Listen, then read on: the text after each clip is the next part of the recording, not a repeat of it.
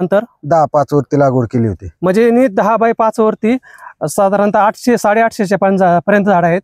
पहिल्या वर्षीच उत्पन्न, आता दुसऱ्या वर्षीचं किती उत्पन्न होतं आपलं? दुसऱ्या वर्षी 10 लाख रुपये झाले. आणि तिसऱ्या वर्षी 14 लाख रुपये झाले. आणि चालू वर्षीचं काय अंदाज आहे तुमचा? आता एक 16-17 लाखापर्यंत जाईल. बरं, आता हे मुद्दा म्हणून दाखवण्याचं कारण आहे, बऱ्याच लोकांचा संभ्रम आहेत. 15 लाखाचा विकलाय. हा, मग त्यांचा आतापर्यंत 15 लाखाचा माल विकला आहे, अजूनही बागेमध्ये आपल्याला हार्वेस्टिंग चालू आहे. मग त्यांचं असं म्हणणं आहे की यावर्षी 17 लाखापर्यंतचं उत्पन्न जाणार आहे. आता तुम्हाला आकडे फुगून दाखवायचा आमचा उद्देश नाही, पण शेतकऱ्यांना जागा करणं फार महत्वाचं आहे की खरंच पेरू शेती पैसे देऊ शकते का, तर देऊ शकते. आणि असेही शेतकरी आहेत, आता यांचं उदाहरण झालं 1 एकरामध्ये 15 लाख करतात, असेही पण शेतकरी आहेत का 10 एकर लागवड केली आणि त्यांना पेरू पण खायला नाही. ही पण सत्य परिस्थिती आहे. परंतु हे अतिशय चांगले बागायतदार आहेत, खूप चांगला अनुभव आहेत. संबंधित बागेच्या संबंधात ते लोकांना कन्सल्टंट पण करत असतात, म्हणजे लोकांना दुसऱ्यांच्या शेतावर जाऊन मार्गदर्शन करण्याचं काम करतात.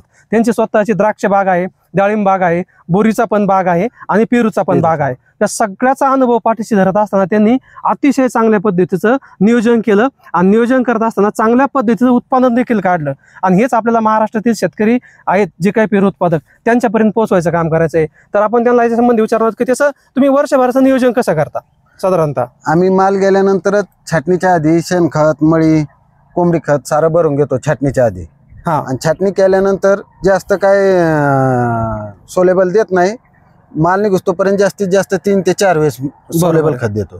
त्याच्यामध्ये 52-34 किंवा 60-20 किंवा 13-40-13 आणि त्याच्यामध्ये 3-4 वेळेस स्लरी होतो. स्लरीचं काम करताय.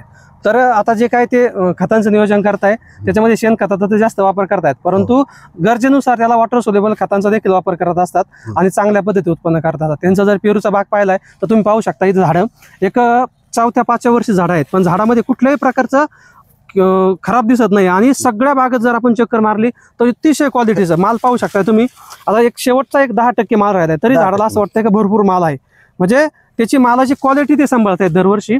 आणि मालाची क्वालिटी सांभाळत असल्यामुळं त्यांचा माल चांगल्या भाव जातोय. आता आजची जे काय ऑक्टोबर 2024 आहे त्या तारखेचा जर आपण विचार केला तर आज तुम्ही काय रेटने बाजार जागेवरती माल दिला? आता 55 रुपयांनी चालू आहे जागा. म्हणजे आत्ताची खरेदी आहे त्यांची 55 रुपये. आजची कटिंग चालू आहे 55. हा, म्हणजे आजची त्यांची कटिंग 55 रुपयांनी चालू आहे. असं यांनी जवळजवळ त्यांचा मला तर 1 महिना झाला असं चालू झाला.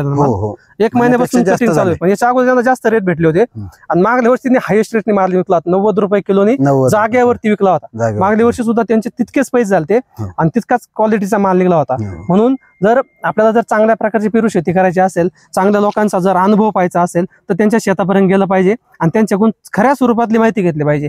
कारण आता अलीकडच्या काळात ह्या शेतीच्या माध्यमातून खूप मोठ्या अफवा पसरल्या जातात, खूप मोठी चुकीची माहिती शेतकऱ्यांपर्यंत पोहोचवली जाते आणि शेतकऱ्याला नेमका फायदा त्याच्यामध्ये होताना दिसून येत नाही. आणि नेमका फायदा पाहायचा असेल तर आपल्याला अनुभवी शेतकऱ्यांपर्यंत पोहोचणं फार गरजेचं आहे. आणि तसेच हे आमचे मित्र आहेत की यांचं काम खूप चांगलं आहे शेतीमध्ये, फक्त पेरूमध्येच काम नाही करत तर इतर पिकामध्ये त्यांचं सुद्धा खूप चांगलं काम आहे. त्यांचं द्राक्ष असू द्या, त्यांचं डाळिंब असू द्या, त्यांचं बोरीचं पीक असू द्या, अतिशय सुंदर आणि सुबक पद्धतीने नियोजन करत असतात. त्यांचं स्वतःची शेती जर करतायत, पण गावातले इतर शेतकरी असतील किंवा आसपासच्या तालुक्यातले शेतकरी असतील ते पूर्ण तालुक्यातल्या लोकांना कन्सल्टंट करण्याचं काम करतात आणि योग्य मार्गदर्शनाच्या माध्यमातून चांगलं उत्पन्न कसं निघाल यासाठी ते नेहमी प्रयत्नशील असतात. म्हणून जर आपल्याला इथून पुढच्या काळात पेरू शेती करायची असेल तर अनुभवी शेतकऱ्यांचं मार्गदर्शन घेणं फार गरजेचं आहे आणि त्याचं नियोजन करणं फार गरजेचं आहे. आणि या व्हिडिओच्या माध्यमातून मी तुम्हाला पुढचं पण एक गोष्ट सांगणार आहे की पेरूच्या लागवडी खूप मोठ्या प्रमाणात होत आहेत, परंतु आपल्याला त्याच्यासाठी बाजारपेठेत नियोजन करणं गरजेचं आहे. आणि मग त्यासाठी मी काय करणार आहे, पुढच्या 1 महिन्यामध्ये एक त्या संबंधीचा व्हिडिओ बनवणार आहे की शेतकऱ्यांनी कोणत्या महिन्यामध्ये बागा धराव्यात आणि शेतकऱ्यांना त्याचा पुढे कसा फायदा होऊ शकतो. कारण की आता फक्त ठराविक भागातच पेरूची लागवडी होत नाही, तर संपूर्ण महाराष्ट्रभर लागवडी होत आहेत. आणि महाराष्ट्रभर लागवडी होत असेल तर मात्र विचार करण्याची गोष्ट आहे.